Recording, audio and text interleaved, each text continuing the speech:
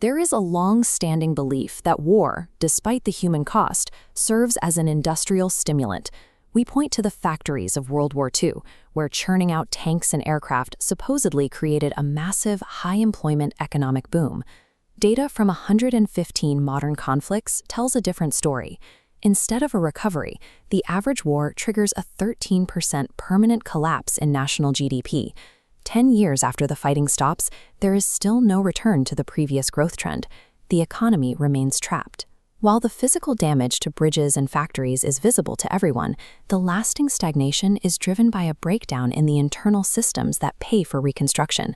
To find the root of the depression, we must look at a ruined city center. Beyond the loss of life, these destroyed buildings represent a total loss of economic collateral. In a healthy economy, physical property is a guarantee.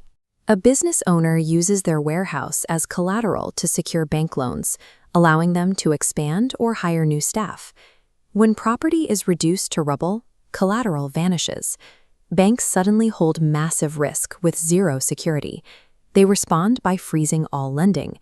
The result is a credit crunch that hits harder than the war itself.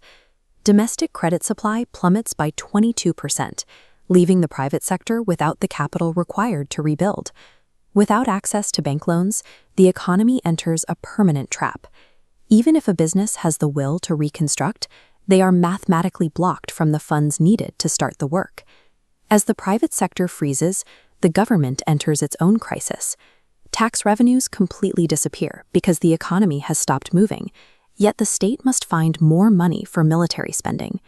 To bridge this gap, governments often turn to seigniorage. They essentially print new, unbacked money to fund their mounting deficits. This chart illustrates the immediate impact. As tax revenue crashes, the money supply spikes upwards by nearly 50%. Flooding a shrinking economy with printed cash creates runaway inflation. Prices for basic goods soar, outstripping anything people can earn. This makes civilian savings entirely worthless. Money that once represented a lifetime of labor suddenly cannot buy a basic meal. The severity of loss depends on the conflict. Interstate wars between nations cause a 10% GDP decline. Civil wars are worse, causing a 20% drop. For nations that lose, the collapse reaches 24%. Printing money allows a state to survive, but it acts as a hidden tax. It is a silent transfer of wealth from citizen savings to the coffers of the government. High-income nations often have the financial depth to absorb these shocks, but developing countries are uniquely vulnerable to this cycle of collapse.